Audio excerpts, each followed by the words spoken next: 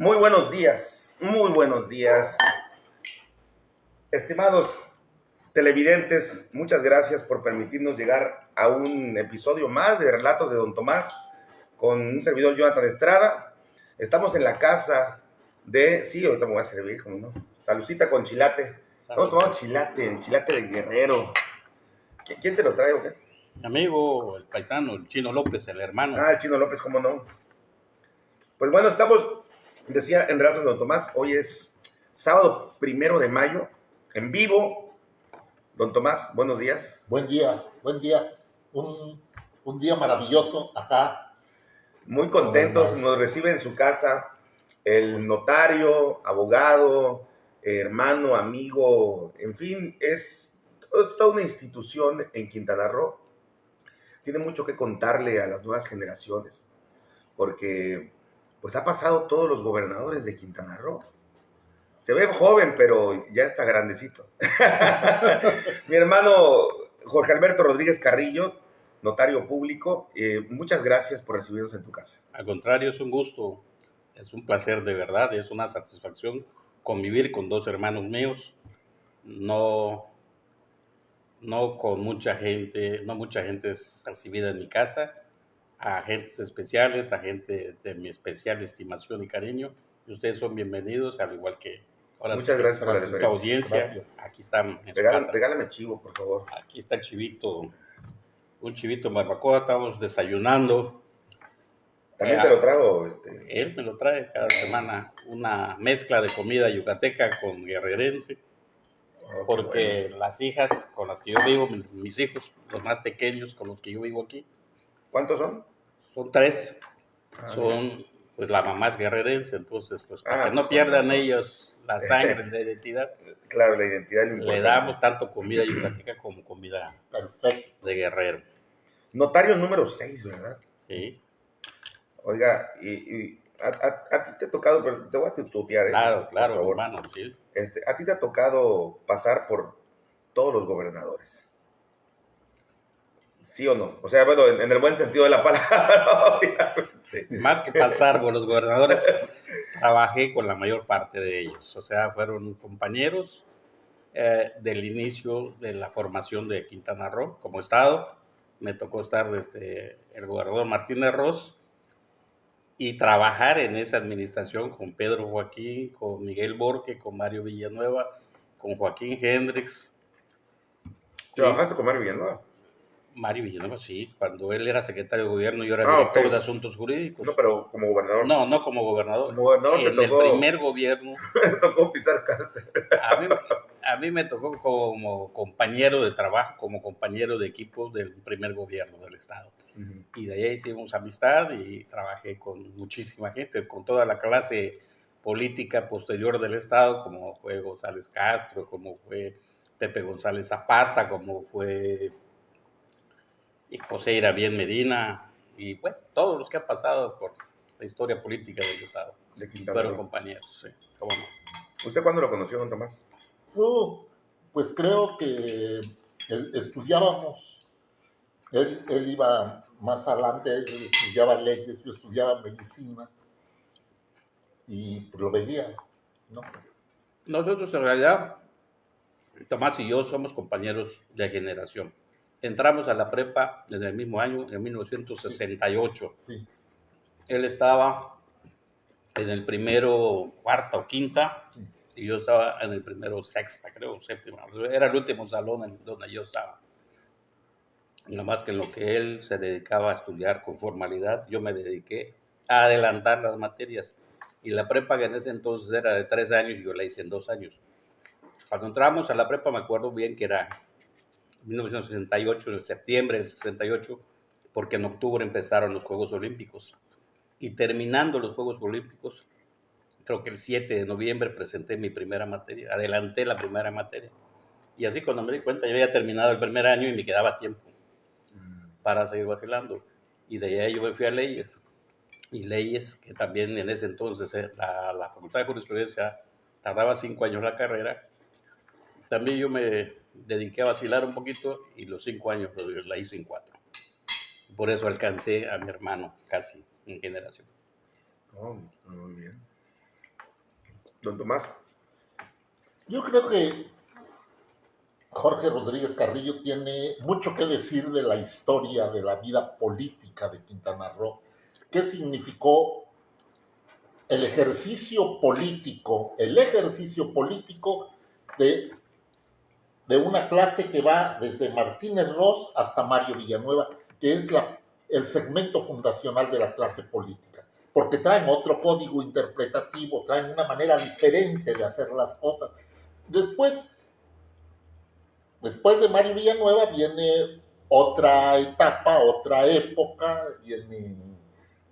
también viene una nueva generación. Yo creo que Jorge Rodríguez Carrillo pudo ser un buen representante popular.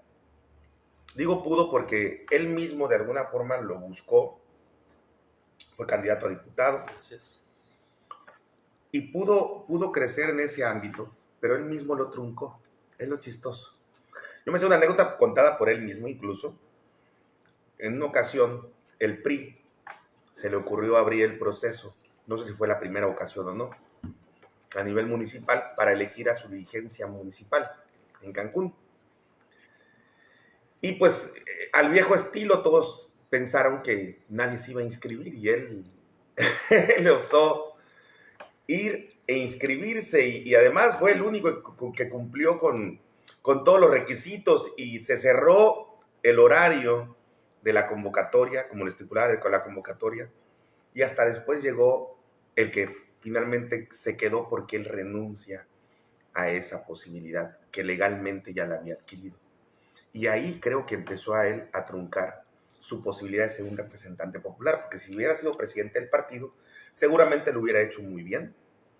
Y si hubiera sido presidente de su partido, seguramente hubiera tenido un escaño en algún cargo popular. Bueno, la verdad que son anécdotas de la vida. La vida nos toca lo que nos debe de tocar. Lo que no nos toca es porque no nos tocaba, o sea, por más que le busquemos. ¿Cómo fue ese? Yo, con todo gusto, en ese entonces, Mario Villanueva era el presidente municipal de Benito Juárez y Luis Donaldo Colosio era el presidente del Partido Revolucionario Institucional a nivel nacional. Y Luis Donaldo Colosio empieza con su discurso de apertura democrática al partido. Y aquí en el municipio pues queda vacante la dirigencia municipal del PRI. Y me va a visitar Antonio Cervera León, el Pelón Cervera. Pelón Cervera. El Pelón Cervera, y me dice, oye, licenciado, ¿por qué no le metes a esta convocatoria? Tú cubres todos los requisitos, cubres el perfil. Digo, porque yo siempre he sido más técnico, siempre he sido más de tipo profesional. Me dice, no, pero tú cumples los requisitos. Me dice, si tú quieres, yo te ayudo con el movimiento de la gente y vamos a acercarnos. Cuando total que le pido los requisitos y veo que efectivamente tengo los documentos. Cumplimos con todo. Y le digo, bueno, vamos a inscribirnos, pero yo te digo cómo y cuándo vamos a entrar. O sea, y así sucedió. Cumplimos con los requisitos, esperamos la última media hora de plazo para cerrar la convocatoria. Nadie se había inscrito. Y pues yo no sabía. Nosotros llegamos al PRI, él y yo, Cervera y yo, y presentamos. Me acuerdo que presidía la comisión de inscripciones del licenciado Miguel Pediefit Cupido, que en ese entonces no era el procurador, sino que era notario. Es el poco tiempo que ejerció la notaría él. Y cuando llego estaba él y María Cristina Castro Sariñán. María Cristina Castro.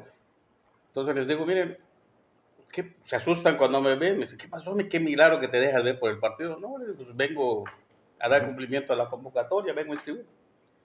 y lógicamente se quedan todos cuadriculados. Yo les comento, oigan, si quieren consulten, porque yo sé cómo se manejan estas cosas a nivel de gobierno y a nivel de partido. Y entre ellos se extraña, dicen, no, el presidente del partido, Colosio, dice que apertura democrática y apertura democrática. Bueno, pues aquí están mis papeles. Ahí dicen mis papeles y no encuentran por dónde decirme que no.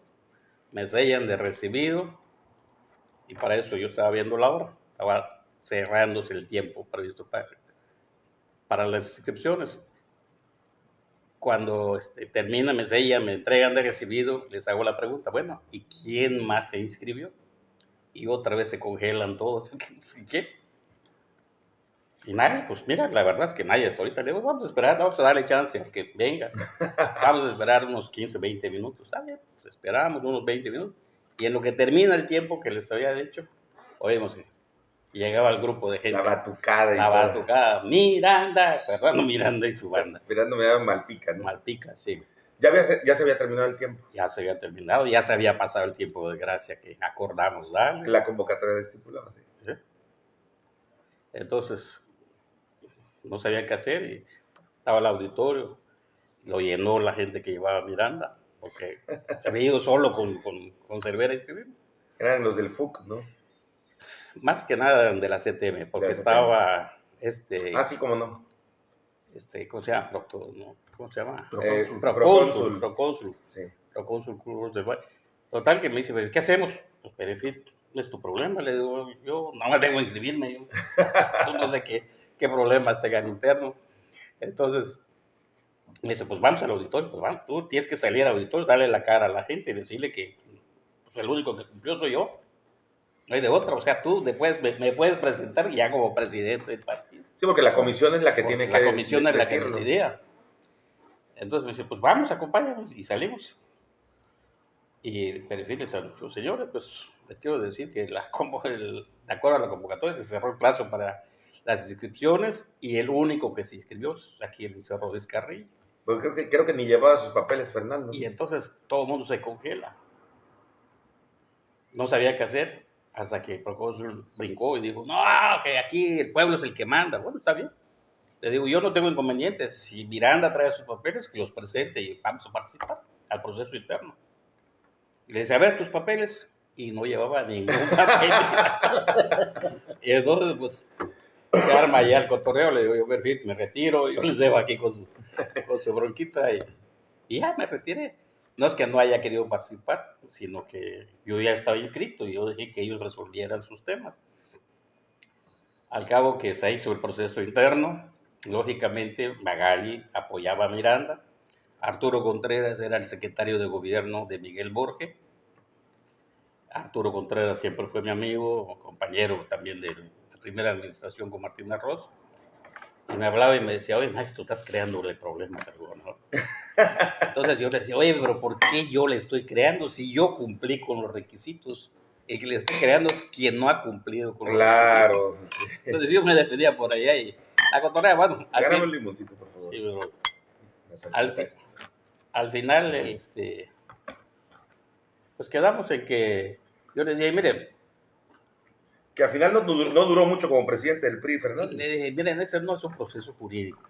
Yo se los entrampé mañosamente, pero políticamente ustedes deciden. Maliciosamente, no mañosamente, porque fue legal lo que hiciste. Por eso. O sea, fue maliciosamente, porque tú sabías que al inscribirte, pues obviamente le generabas un conflicto a los operadores priistas. No, porque yo no tenía idea de quién siquiera se quería inscribir.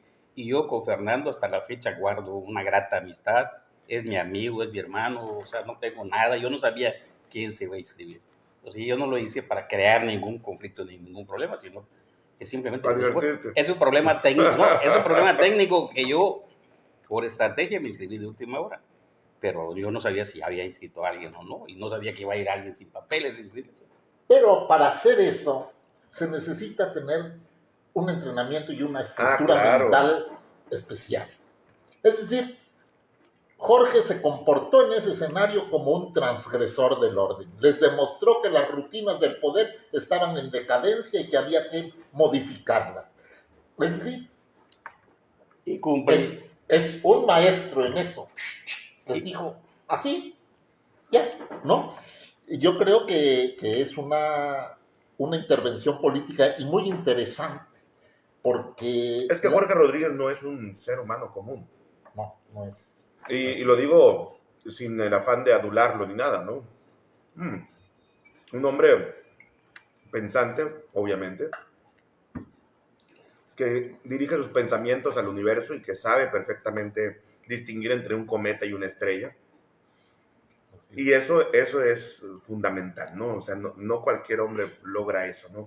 Es también fundador de la masonería en Quintana Roo. Y es el fundador de la segunda gran logia que existe en Quintana Roo, la Gran Logia Soberana. Eso no lo hace cualquier persona. Así es.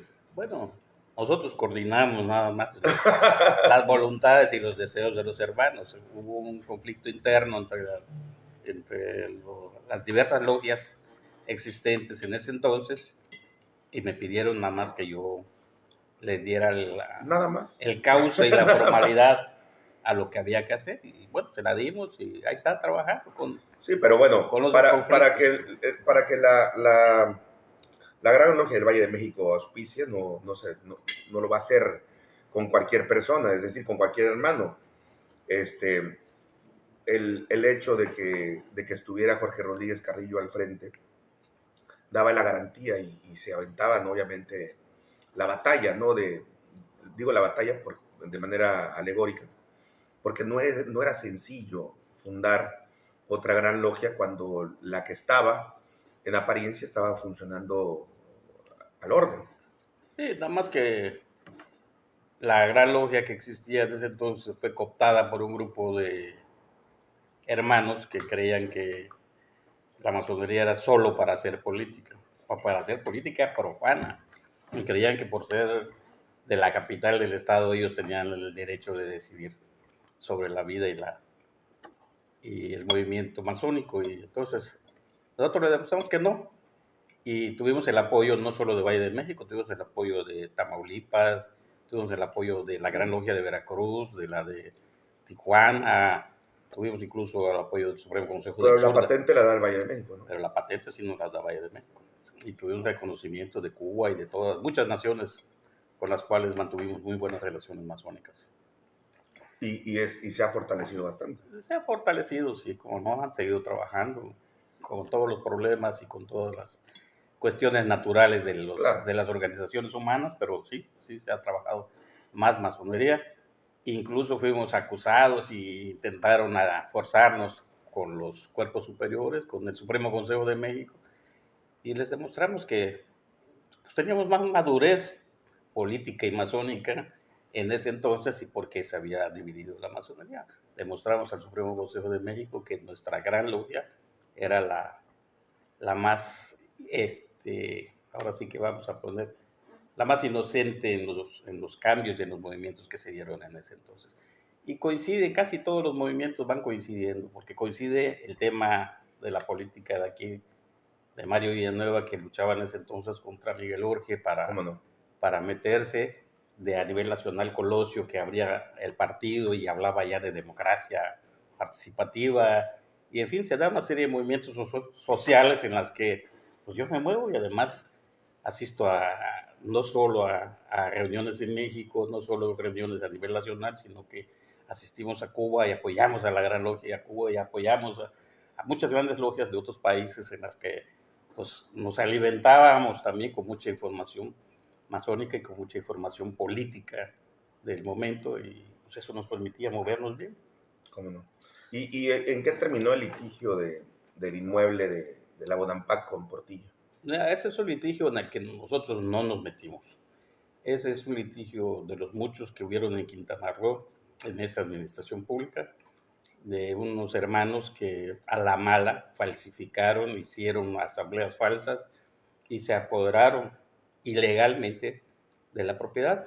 Es una propiedad en la que históricamente me tocó también participar y estar, puesto que yo, como director de Asuntos Jurídicos del Gobierno del Estado, hice físicamente el decreto que posteriormente firmó el gobernador, por el cual se le cedió una parte del terreno. la otra parte la compró después la asociación civil que era la dueña de todo el terreno. Y entonces este grupo que se agandalló, porque pues, es la palabra, no hay que buscarle más. Sí se podría decir otras palabras, pero son más, suena más duro. Entonces estos se quedaron, se robaron el terreno, es la verdad, porque a nadie le pagaron, no se hicieron las asambleas, yo era el apoderado y me quitaron a la malagueña. Algunos hermanos me dijeron, oye, ¿por qué no vas a reclamar? ¿Por qué? Porque yo no soy dueño, porque yo no tengo intereses legales. Claro. Si a mí los que son accionistas o los que son socios de la asociación civil me llaman y me piden que yo intervenga, entro y hago lo que tengo que hacer. Pero si no me lo piden, pues Claro. me mantengo por fuera. Don Tomás, cuéntame. Es muy interesante la manera en cómo Jorge Rodríguez Carrillo ha ido construyendo su entorno, su acción política, su acción jurídica. Y yo creo que hoy sirve de referente para ver qué es lo que hace falta en esta nueva generación de políticos. Creo que sería muy importante que esta nueva generación de pensamiento más gerencial, que no tienen mucha formación o no tienen ninguna formación filosófica, aprendan a pensar en esencia, para que vayan a ir construyendo la nueva realidad política del Estado y del país y del mundo. Porque, Claro, por supuesto. porque tiene que ser así. Pero yo creo que hoy las nuevas generaciones... Con algunas excepciones, sí, obviamente. claro. Pero en las nuevas generaciones lo que está dominando es la acción política dirigida solo por mis intereses. Y si acaso por los de mi grupito, ¿no? Exacto. Yo creo que es necesario saber interpretar qué está pasando, porque lo que está pasando en Quintana Roo forma parte de un movimiento más universal, la nación, América Latina, América total, el mundo. Todo está transformándose muy rápido y los políticos tienen que aprender a interpretar eso. Sin duda. Yo creo que sin lugar a dudas, lo que tiene que ser la juventud, lo que tiene que ser la ciudadanía es meterse y participar. Las personas que solo se dedican a criticar, las personas que solo se dedican a comentar en los cafés, en las cantinas, o a renegar en sus casas, o a pelearse con sus hijos o con sus familiares, pero no participan, pues no aportan. Es muy fácil criticar a los partidos, y es muy fácil decir este partido es un ladrón o este partido son una bola de sinvergüenzas, cuando que los partidos son solo instrumentos, los partidos no gobiernan, los partidos solo sirven de instrumento y solo sirven de vía para que los políticos y la gente que quiere servir o que quiere aprovecharse de los demás, pues los utilicen y lleguen al poder.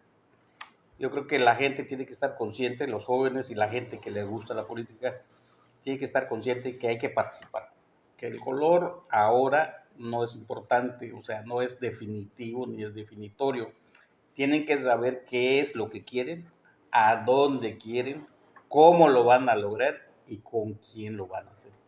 Porque no puedes gobernar solo, no puedes gobernar sin un equipo de trabajo y no puedes gobernar sin una visión de a dónde quieres llevar tu lugar o tu espacio al que estás buscando acceder a ese poder.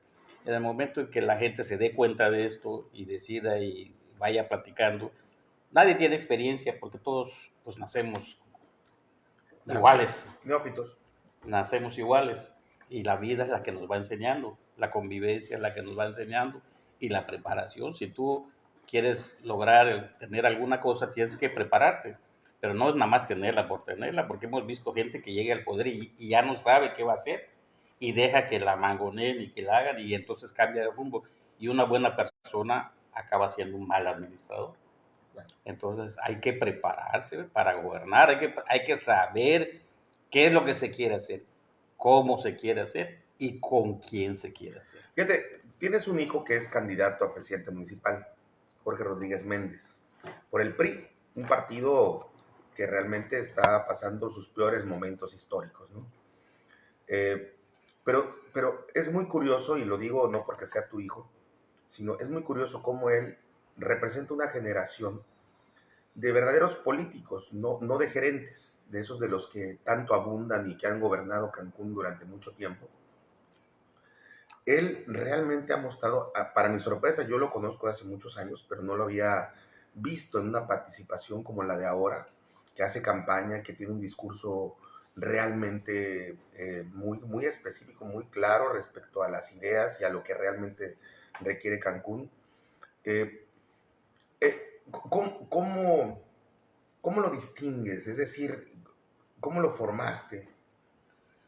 Pero mi hijo se forma al igual que todos nosotros de la lucha y con la base de una familia, porque todo el tiempo que él fue menor, todo el tiempo que mis hijos, los 3 hijos que tuve con mi esposa, pues fueron niños, estuvimos juntos, fue un matrimonio, fue un hogar bien establecido, que fueron testigos de cómo fuimos evolucionando, de cómo yo me fui metiendo en todos los proyectos en los que me interesaba.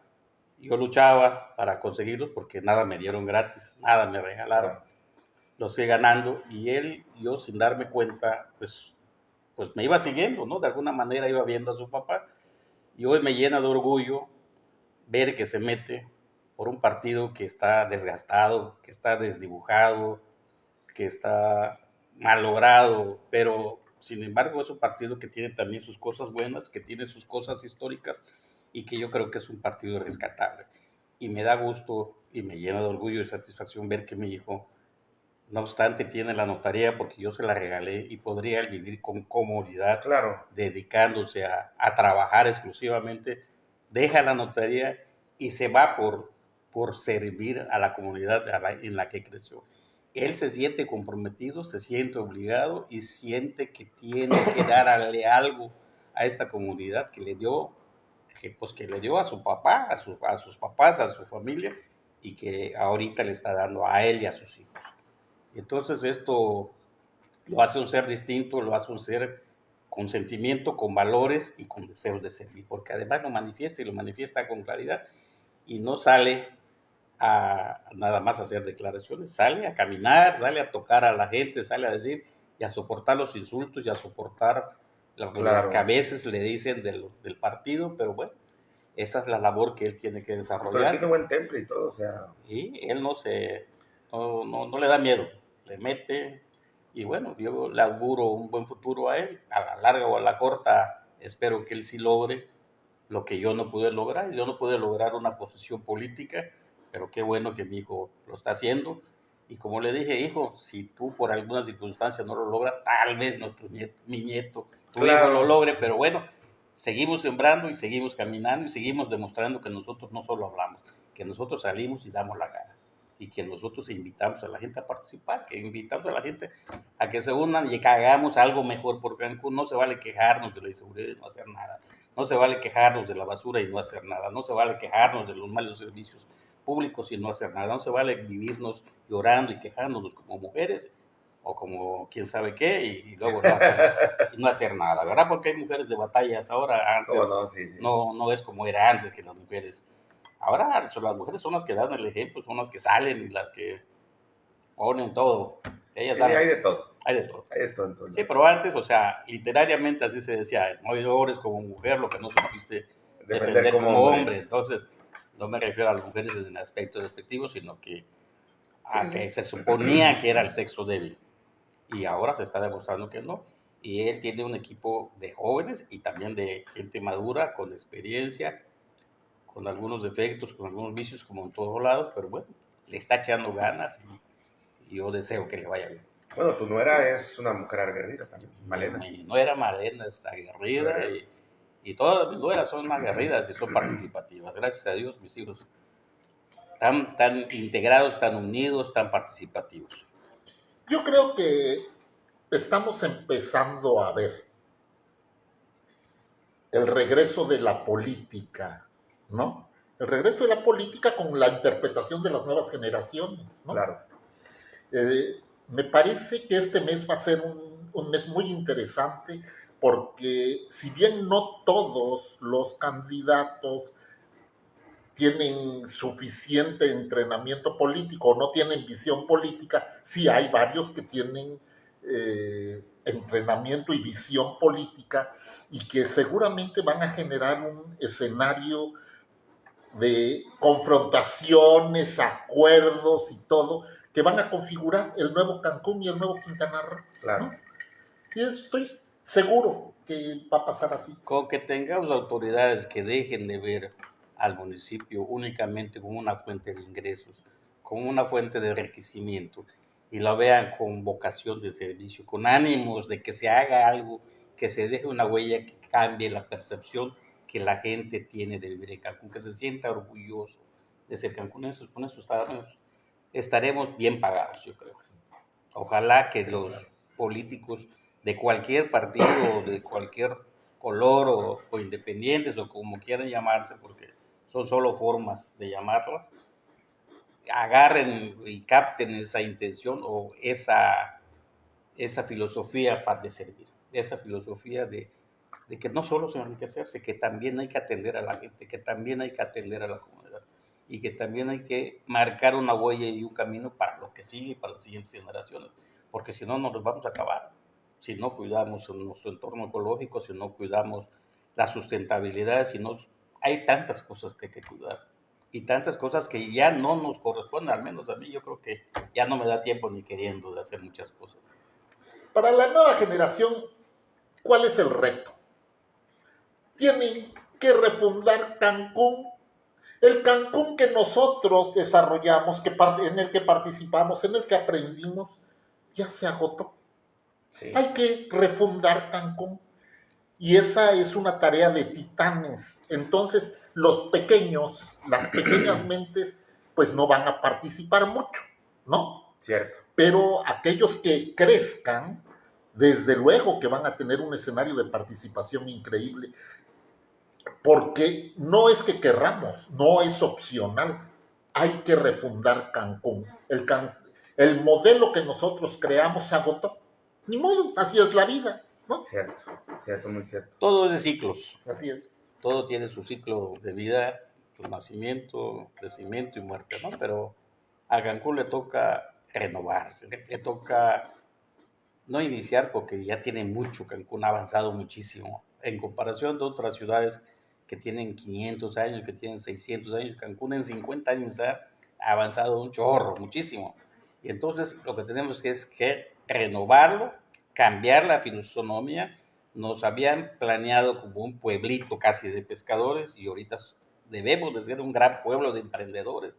Tenemos que demostrarle al mundo que aquí se genera la riqueza y que la riqueza sirve para crear más fuentes de trabajo, no para regalar el dinero, no para hacer políticas de otro tipo, sino que hacer políticas de capacidad, de capacitación. Y si el dinero entrara realmente a las arcas municipales, podría haber, obviamente, inversión del gobierno, pero la mayor parte del dinero no entra. Sin duda, vamos a ver los planteamientos programáticos de todos los candidatos y de todos los partidos. Va a ser interesante saber cómo se están planteando las cosas. Yo sé que en una campaña, pues, te dedicas también a la promoción corta, porque Claro, así claro. es, porque necesitas el voto. Pero es necesario empezar a hacer los planteamientos de fondo. Y ahora son los nuevos participantes, las nuevas generaciones, los que tienen que decir a dónde vamos, cómo lo vamos a hacer. Claro, ¿sí? claro. Sí, pero nada más que tenemos que tener cuidado porque acuérdense que las nuevas generaciones también son las que crecieron mal influenciados con los malos gobernantes que hemos tenido, que se han dedicado a saquear y que han hecho creer que gobernar es robar.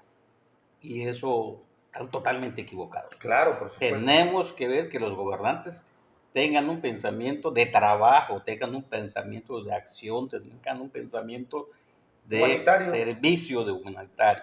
Si no tienen valores, si no tienen principios morales, si no tienen familia, van a llegar para seguir haciendo lo que hemos vivido en las últimas. Jorge, en Arrosa se hizo un ejercicio, en Arrosa Valencia, la notaria, hizo un ejercicio cuando estuvimos con ella, que ¿Qué piensa de los gobernadores que ha tenido Quintana Roo, que no han sido muchos? Quintana Roo, Me gustaría, tú que los conoces a todos, la opinión de cómo gobernaron, ¿cuál es tu juicio al respecto? yo creo que Quintana Roo ha tenido buenos gobernantes. Pero empecemos desde Jesús hasta Chucho ahora. tuvo la fortuna de ser el primero, de que pudo haberse hecho un cacique, porque además, como estudió en Yucatán, tenía relaciones, tenía amistades, y aquí él le tocó, pues él decidía quién podía ser o quién no podía ser, y sin embargo él fue de mente muy abierta, de mente muy cariñosa. Yo cuando empecé con él ni lo conocía, ni él me conocía. Yo era un chamaco de 22 años, que llegué y un amigo me llamó, que en paz descanse, Reinaldo Vanegas. Yo llegué a Cancún y de aquí Mario Camelo y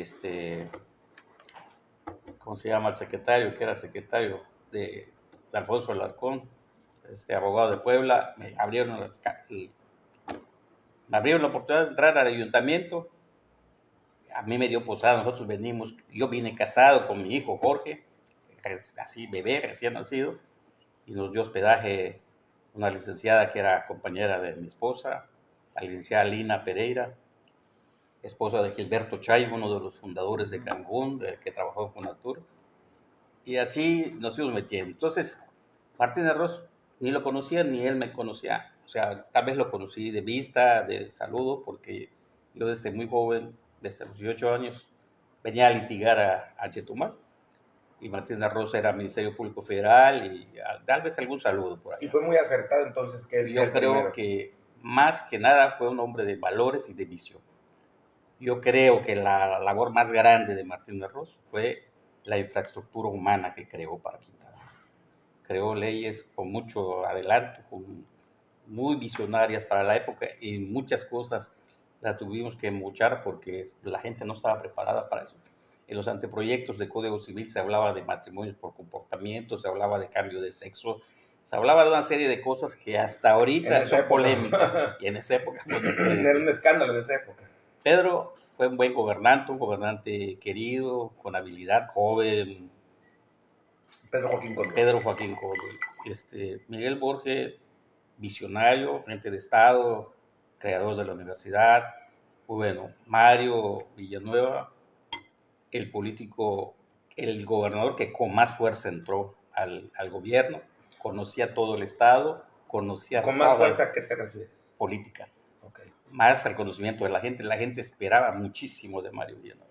La gente lo quería porque Mario había estado por todo el Estado. Y cubrió las Y expectativas. había, pues yo creo que en parte, yo creo que Mario fue de luz y sombras, para mi gusto. O sea, muy brillante en algunas cosas, una habilidad extraordinaria y muy duro y muy cerrado para otras cosas. O sea, al menos yo no tengo muy buenos recuerdos, pero le reconozco la capacidad, le reconozco los dones que tuvo para la gente que ayudó, los ayudó bien, en serio, para muchos. Luego viene el cambio, viene la negociación, el jaloneo, y allá creo yo que Quintana Roo pierde un poquito el rumbo que ya traía. El único problema de los gobernantes era que todavía seguían sintiéndose chetumaleños en lugar de sentirse quintanarroenses.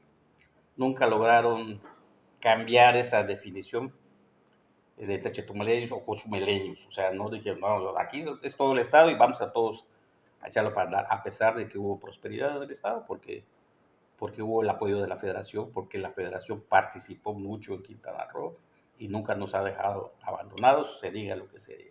Cuando dice pierde el rumbo, ¿te refieres que con Joaquín Henry Díaz se perdió el rumbo? ¿Por qué? No es que pierda el rumbo, sino que cambia el rumbo de la política que estaba trazada.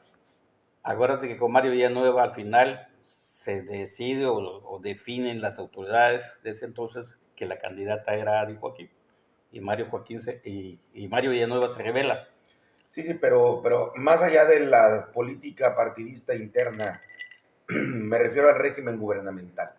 Mario Villanueva es el que instaura Huacán, por ejemplo, que vende el agua, es el primer gobernador que vende el agua de Quintana Roo. Mario Villanueva, si no me equivoco, también es el que vende los parques que hoy son muy populares, como el Xcaret. Digo, los vende por decirlo de alguna manera, son concesiones, pero pues de toda la vida, ¿no? Claro. Que se renovaron creo que con Roberto Borges. Y se hacen muchas cosas ante proyectos como el de Mahahual, se hizo con Mario Villanueva y lo instaura Joaquín Hendrix Díaz. Pero ¿qué hizo Mario que no haya hecho Hendrix, por ejemplo? ¿No? Que es donde yo también coincido que hubo un parteaguas en el régimen gubernamental.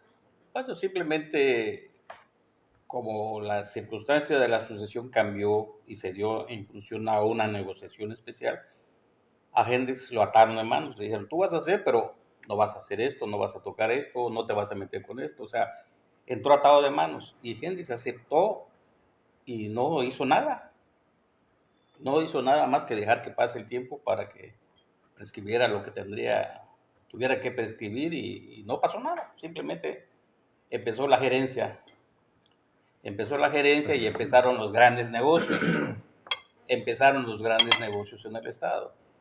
Y luego viene la sucesión de Hendrix con Félix, que el tirador natural, el intelectual, el que estaba preparado para gobernar, era Víctor Alcérreca, y sin embargo se les atraviesa en el camino Chacho, les mueve el piso y acaba Félix metiéndose y vemos que se empieza a manejar más el dinero de la política y cambia el rumbo, cambia la forma de hacerse las cosas en el Estado. Claro. En el Estado. Luego vemos que Félix deja a Roberto Borges, sabemos todos qué pasa, por qué lo deja, cuáles eran las condiciones del gobierno. Entonces ya no fluye la política, ya no, los partidos políticos todos se disciplinan, ya todos tienen un jefe, ya no hay oposición en Quintana Roo, ya no hay nadie que hable, ya no hay nadie que defina, no hay nadie que defienda a las bases, no hay nadie que proponga otras formas de gobierno, no hay nada, todos se disciplinan y nada más se parten el pastel por los colores. Y yo creo que así fue, o al menos así lo siento. Sin que quiera decir que hayan sido malos o buenos gobernantes, todos tienen sus cosas buenas y todos tienen sus cosas malas. Yo en su momento admiré y reconocí el gobierno de Roberto Borges, y lo digo públicamente, y en la institución masónica se le dio un reconocimiento como buen gobernante, porque él empezaba a renovar lo que estábamos hablando a la clase política. Lo que 30 y tantos años antes había hecho Martínez Ross, lo empezó a hacer Roberto, porque le dio oportunidad a muchísimos jóvenes. Desgraciadamente, pues sabemos qué fue lo que pasó, pero allá se empezó a formar otra clase política, se empezó a renovar, que estos muchachos yo creo que sí dio mucha oportunidad a jóvenes, o sea, realmente en el gobierno de Roberto Borges, empezó con Félix, él ya como proyecto o anteproyecto para la gobernatura, empezó con el gobierno de Félix a hacer eso, precisamente a dar oportunidades. Toma prácticamente para sí la dirigencia del Frente Juvenil del PRI, poniendo a Chanito Toledo, Roberto Borges, porque él es el que lo pone. Y cuando él llega a gobernador, pues efectivamente pone a cuadros jóvenes en diferentes áreas, ¿no? Creo que se le sale de las manos porque no los logra de alguna manera adoctrinar. Y cuando no adoctrinas, ¿qué sucede? Que esos jóvenes a los que les diste oportunidad se convierten en gerentes. Sí. Lo que pasa es que no había doctrina. Sí, eso es su enfoque, el enfoque de todo ese grupo que pudo haber hecho mucho, se distorsiona cuando le empiezan a dar gran valor al vellocino de oro y pierden totalmente el enfoque hacia el servicio. Se vuelven gerentes y nunca aspiraron a ser gobernantes. Exacto. Allá. Así es. Y en cambio, en la época de don Jesús Martínez Ross, de Pedro Joaquín Coswell e incluso de don Miguel Borges Martín, todos los que tenían oportunidades de ser parte del gabinete o de tener oportunidades políticas, todos pensaban en gobernar, todos pensaban en hacer una carrera política y tenían en la mente la doctrina del gobernador en turno para poder aplicarla en su carrera política. Eso es lo que no sucedió en este experimento, que fue muy bueno, con muy buenas intenciones con Roberto Borges, pero que no resultó. No llegó a cuajar porque cambiaron las circunstancias políticas. Repito, y ahorita pues a mí, repito, me llena de satisfacción ver que mi hijo sale y quiere luchar, o sea, quiere volver a empezar con claro. aquella... A mí me sorprendió mucho, luchas. pero esa gallardía que tiene Jorge Rodríguez Méndez de decirle al PRI, no sé quién se lo habrá propuesto, sí acepto la candidatura con todas las adversidades que tiene. O sea, y además que lo está haciendo bien, porque sí está haciendo un buen papel como candidato. O sea, realmente es algo que hay que valorar, que hay que reconocer, ¿no? Pues Y, sí, y sí. yo creo que el pentagrama hoy nos está enseñando que el discurso de los candidatos de todos, queremos saber quiénes tienen discurso de gobernantes, de políticos. Eso. ¿Quiénes? Los que solo traigan discurso de gerentes, la verdad es que va a ser Que insuficiente. vayan a sus Yo, negocios. de verdad, Que vayan a sus negocios y no, listo. y no es porque sea tu hijo, porque digo yo, y no porque sea mi amigo, porque realmente yo lo quiero mucho a Jorge Rodríguez Méndez, pero en los inicios de campaña el que mejor discurso dio fue Jorge Rodríguez Méndez. Fue el mejor discurso de todos los candidatos, de todo el estado, no estoy diciendo solamente de Cancún. O sea, si se van a recapitular los discursos de todos los candidatos a presidentes municipales de todo el estado, el que mejor discurso tuvo y dio, o sea, no solamente el contenido, sino la forma en cómo lo planteó, es Jorge Rodríguez Méndez. Increíble, pero cierto. Pero eso nos demuestra que la vida es cíclica, ¿no? O sea, que ya se empieza a levantar otra vez una nueva generación de gente que quiere hacer política, que quiere hacer de la política el arte de servir, y luego Claro. de servirse, que quiere hacer de la política el arte de formar a nuevos cuadros, a nuevas generaciones y preparar lo que sigue, porque el futuro no nos va a caer así de gratis, no nos van a dar nada gratis, y si no nos preparamos, si no preparamos a nuestra gente joven, pues simplemente nos va a pisar porque alguien más va a Claro. llegar a ocupar ese Oye, espacio. Jorge, ¿por qué te metió a la cárcel Mario Villanueva? Por una mala interpretación.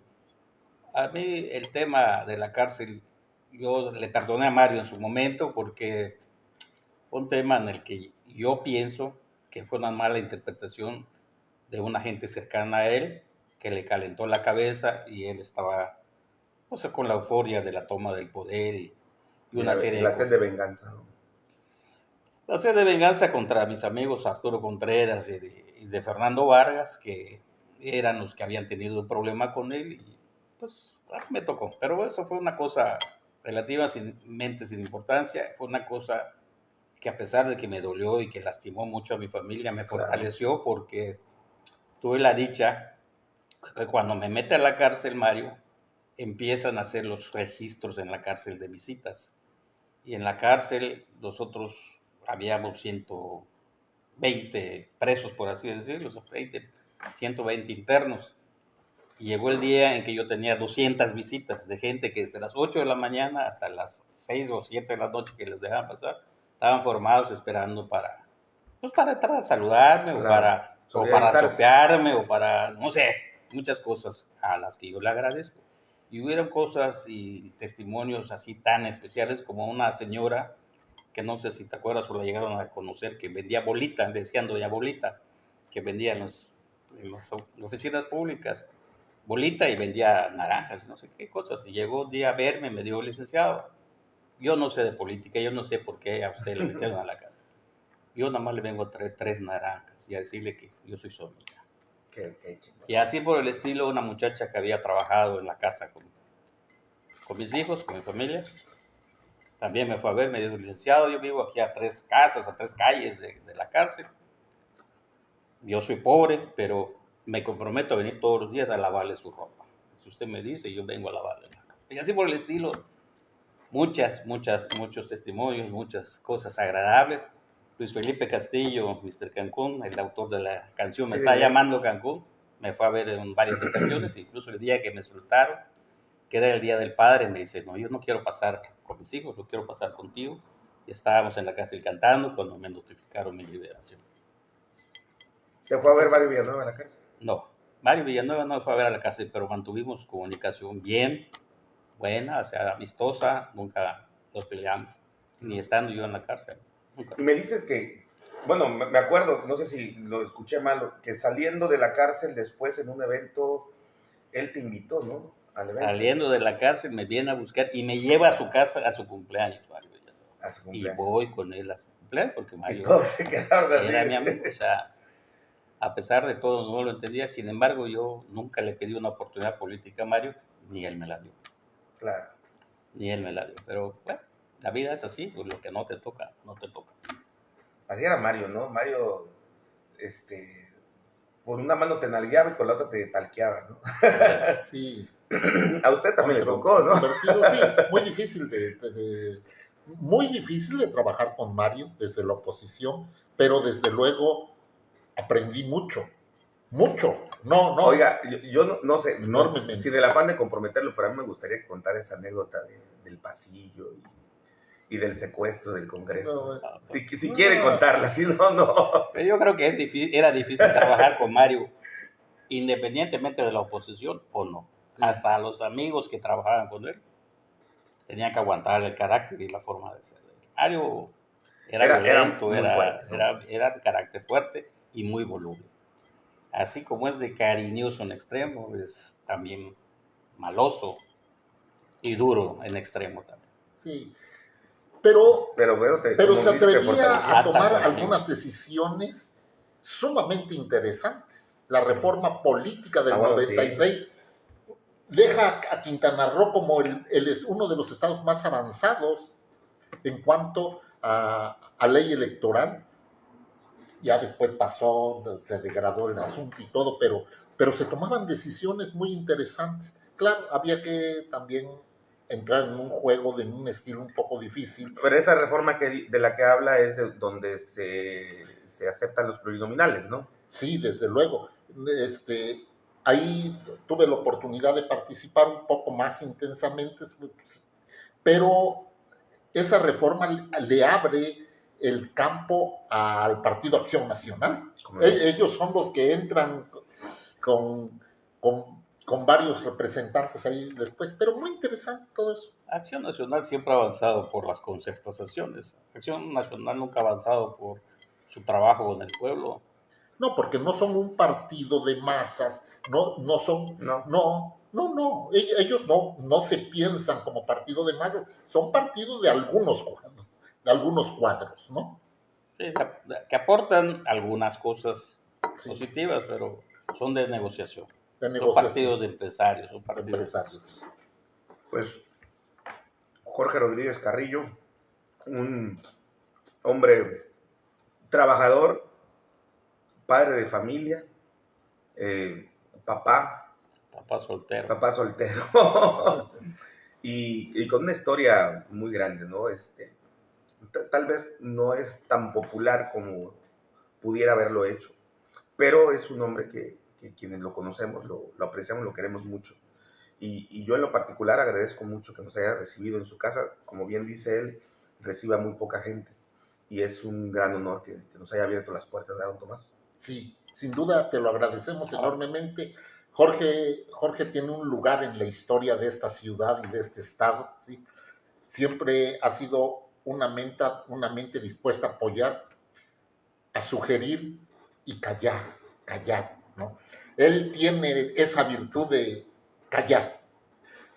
Por eso es que pocos conocen lo que ha hecho, ¿no? Sin Pero duda, bueno, así es él. Pues despide el programa, don Tomás. Bueno, pues muchas gracias. Hoy fue un sábado muy interesante. Jorge Rodríguez Carrillo, una mente brillante, y gracias por recibirnos. Gracias a todos por soportarnos un rato. Al contrario, Tommy, son bienvenidos, mi querido hermano Jonathan, también. Aquí, esta es su casa. La verdad que tienen las puertas abiertas y mi corazón también, porque siempre hemos estado juntos en las batallas, desde nuestras respectivas trincheras, pero hemos coincidido, nunca hemos tenido problemas personales. Y pues me da gusto que podamos ahora hacer análisis y poder tratar de aportarle algo a la juventud, tratar de comentar cuando menos nuestras experiencias. Si de algo sirve, qué bueno, y si no, pues de modo. Gracias. Gracias, Jonathan.